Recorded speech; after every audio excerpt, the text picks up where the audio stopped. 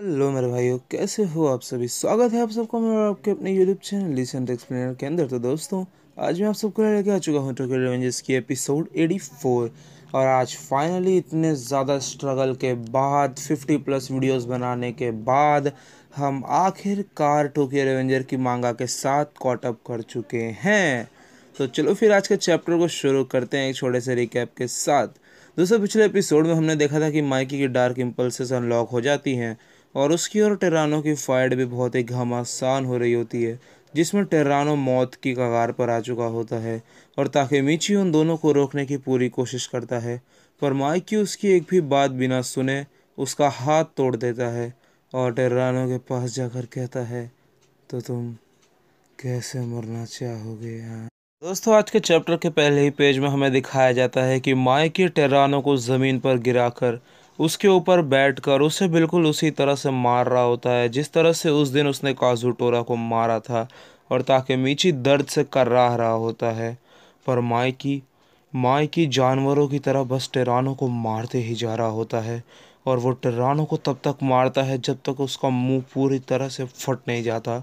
और उसके बाद दोस्तों, वो पूरा खून से लथपथ खड़ा होता है और अपने हाथ को झटकता है, और ताकेमीची चिल्लाता है, साउथ।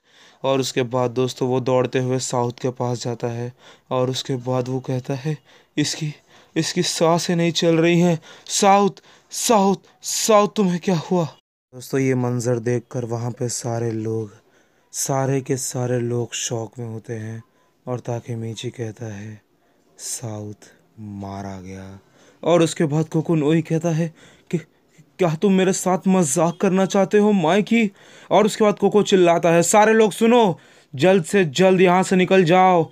सेंजू सेंजू साउथ से हार गई और साउथ माइकी से हार गया। इसी वजह से कांटो मांजी गैंग आज की विजेता है और ये आज की लड़ाई के नतीजे हैं। ये सारी चीज़ें डिसमिस की जाती हैं। जल्द से जल्द सारी चीज़ों को क्लियर करो। कांटो मांजी गैंग, तुम भी यहाँ से निकलो। उसके बाद दोस्तों, हम देखते हैं कि रान काकुचो को सपोर्ट देता है और कहता है, तुम ठीक तो हो काकुचो। फिर काकुचो कहता है, मुझे छोड़ो रान, उन लोगों की मदद करो जो लोग अपने पैर पे चल नहीं सकते हैं। और साउथ का क्या हुआ। और उसके बाद रान कहता है, किसे पता, अभी तो यही सही होगा कि हम यहाँ से चुपचाप निकल जाए। और उसके बाद दोस्तों, आकाशी कहता है, माइकी क्या तुम इंसान भी हो। इतने आगे जाने की कोई वजह ही नहीं थी तुम्हारे पास, तुम्हें पता है। आखिर तुम ऐसा कैसे कर सकते हो, तुम तो एक हैवान से भी बेकार हो। और उसके बाद दोस्तों, माइकी वहाँ पे आता है और वो एक इतनी भयानक किक आकाशी को मारता है कि आकाशी वहीं के वहीं नॉक हो जाता है। और उसके बाद दोस्तों, माइकी कहता है, तुम भी मर जाओ तो ज़्यादा अच्छा रहेगा। और तभी दोस्तों, ताकेमीची उन दोनों के बीच में आता है और कहता है, रुक जाओ माइकी। और उसके बाद माइकी कहता है, तुम वापस। और तभी ताकेमीची कहता है, तुम ये नहीं कर सकते हो, ये गलत है।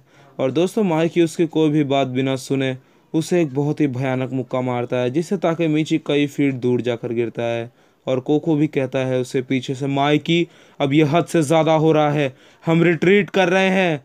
पर दोस्तों, माइकी कोको की कोई बात नहीं सुनता है। वो सीधा ताकेमीची के पास जाता है और कहता है, तो अब तुम किस तरह से मरना चाहते हो। और उसके बाद दोस्तों, वो ताकेमीची का कॉलर पकड़ता है और उसे हवा में उठा लेता है। दोस्तों, ताकेमीची को वो दिन याद आता है जिस दिन हीना ने माइकी को थप्पड़ मारा था और ताकेमीची हीना को बचा रहा था, और माइकी ने उससे कहा था, तो अब तुम किस तरह से मरना चाहते हो। और फिर माइकी ने उसके पास आकर कहा था, मैं मजाक कर रहा हूँ यार, मैं लड़की को थोड़ी मारूंगा।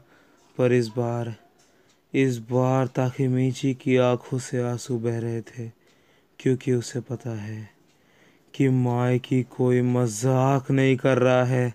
और उसके बाद दोस्तों, माइकी बेहिसाब मुक्के मारना स्टार्ट कर देता है ताकेमीची के मुंह पर, और वो उसे तब तक मारता है जब तक वो जान से ना मर जाए।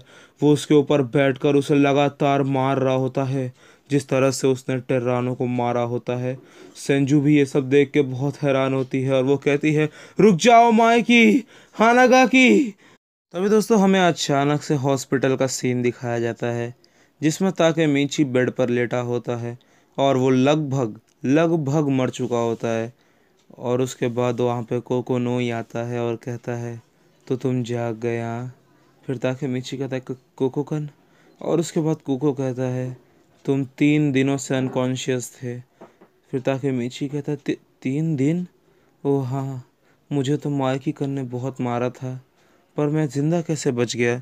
मेरा ज़िंदा बचना तो नामुमकिन था। और उसके बाद दोस्तों कोकोनोई कहता है सेंजू ने तुम्हें बचाया, वो माइकी और तुम्हारे बीच में आ गई। और उसके बाद दोस्तों हम सेंजू को देखते हैं और वो कहती है अब बस बहुत हुआ माइकी।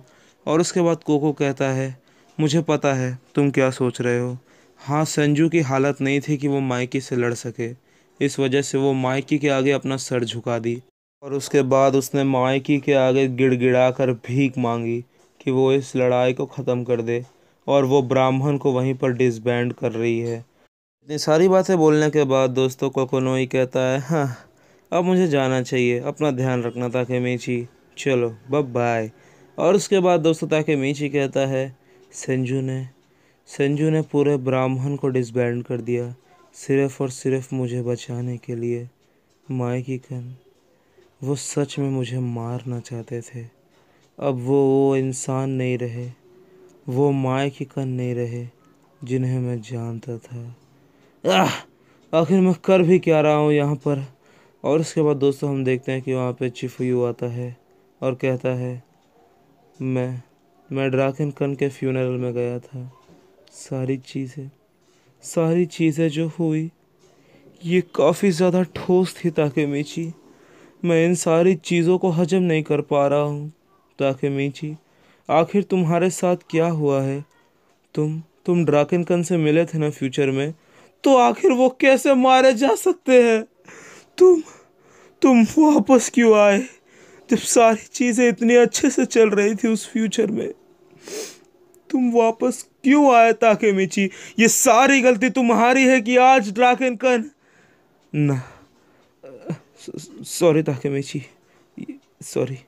और उसके बाद ताकेमीची कहता है कोई बात नहीं चिफुयू, तुमने कोई गलत बात थोड़ी कही है, ये सारी गलती मेरी ही तो है।